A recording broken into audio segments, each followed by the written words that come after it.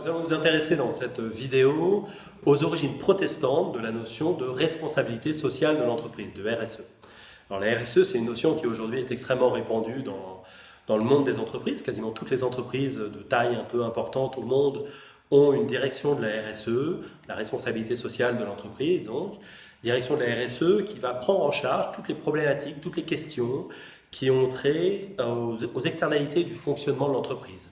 Comment le fonctionnement de l'entreprise impacte ses salariés déjà, et puis comment le fonctionnement de l'entreprise impacte l'environnement de l'entreprise, les différentes parties prenantes, encore une fois qu'elles soient internes ou externes, et puis l'environnement au sens de la nature, quel est l'impact sur la nature du fonctionnement de l'entreprise. Les directions de la RSE, par exemple, vont s'intéresser en interne aux questions de parité homme-femme, aux questions d'équilibre salarial et d'équité salariale entre les hommes et les femmes, aux questions de discrimination dans les processus de recrutement, dans les processus de nomination, etc.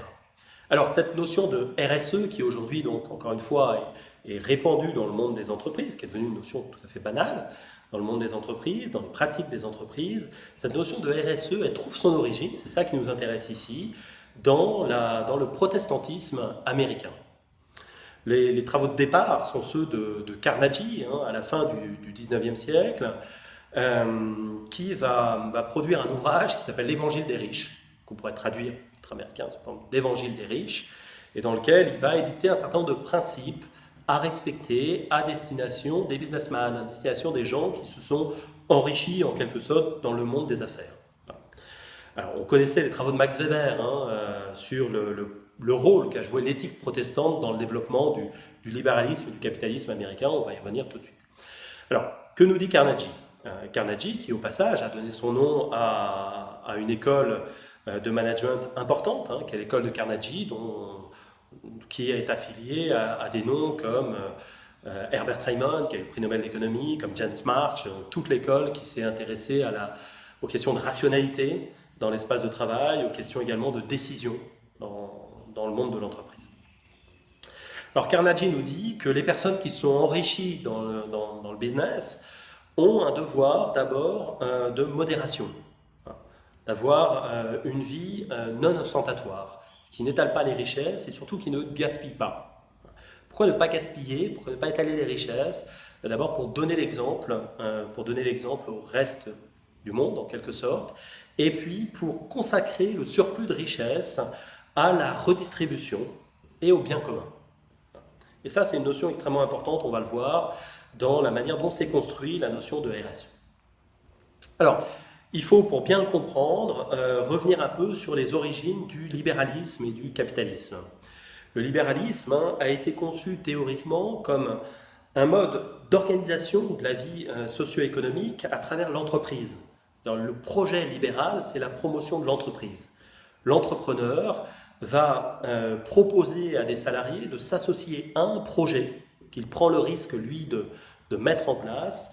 Et ce projet, finalisé par rapport au bien commun, va permettre la création d'une activité économique, va également permettre la création d'un lien social entre les salariés qui, encore une fois, s'associent à l'entrepreneur. Donc l'entreprise libérale, fondamentalement, est finalisée par rapport à la question du bien commun.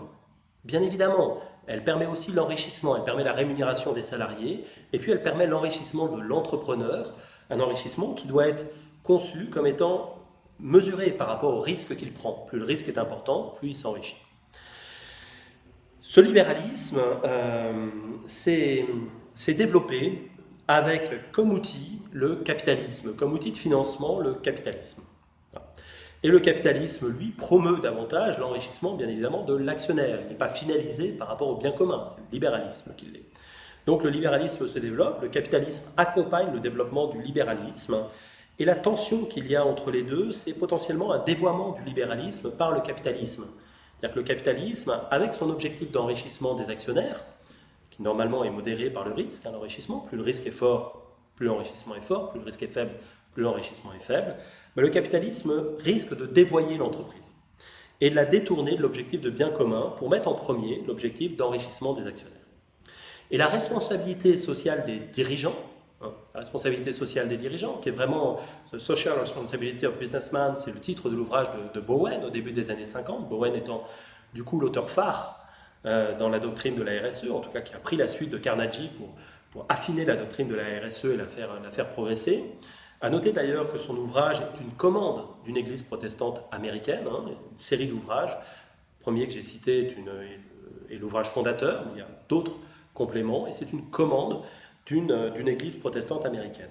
Et donc l'idée qui est promue par Bowen et puis par les autres auteurs, c'est que la responsabilité du dirigeant, c'est de tenir cet objectif de bien commun et de faire en sorte que l'entreprise, même si elle doit permettre l'enrichissement des actionnaires, même si elle doit permettre la rémunération des salariés, etc., ne doit pas perdre de vue que son objectif fondamental, c'est de contribuer au progrès de la société et de faire en sorte que le fonctionnement de la société s'améliore.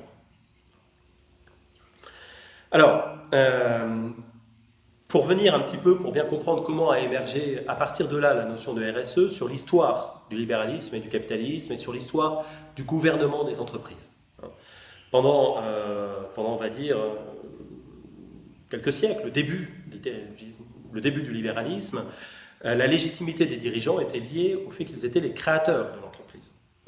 Et puis, tout au long du XXe siècle, on a un basculement dans l'histoire du gouvernement des entreprises, des dirigeants créateurs vers des dirigeants salariés, vers ce qu'on va appeler des managers, qui tirent leur légitimité non pas du fait qu'ils ont créé l'entreprise, ou qu'ils sont affiliés à la création de l'entreprise. L'entreprise a été créée par leur père ou leur grand-père. C'est plus un gouvernement familial, mais on bascule vers un gouvernement professionnel qui est entre les mains de managers qui tirent leur légitimité de leur savoir technique. Ils maîtrisent le savoir managérial et donc ils dirigent l'entreprise. Et petit à petit, on va dépersonnaliser en quelque sorte la fonction de gouvernement d'entreprise parce qu'elle est assumée par des salariés. Et c'est l'entreprise qui va du coup arriver en premier niveau et on va passer de la responsabilité sociale des dirigeants à la responsabilité sociale de l'entreprise. Donc encore une fois, on trouve à l'origine de cette notion, aujourd'hui répandue dans toutes les entreprises, qui fait partie du langage courant du management, l'éthique protestante, en tout cas du protestantisme américain, qui vise à faire en sorte que, à mesure que l'entreprise se développe, elle n'oublie pas que son objectif fondamental, ce n'est pas l'enrichissement des actionnaires, son objectif fondamental, c'est le progrès de la société et le bien commun.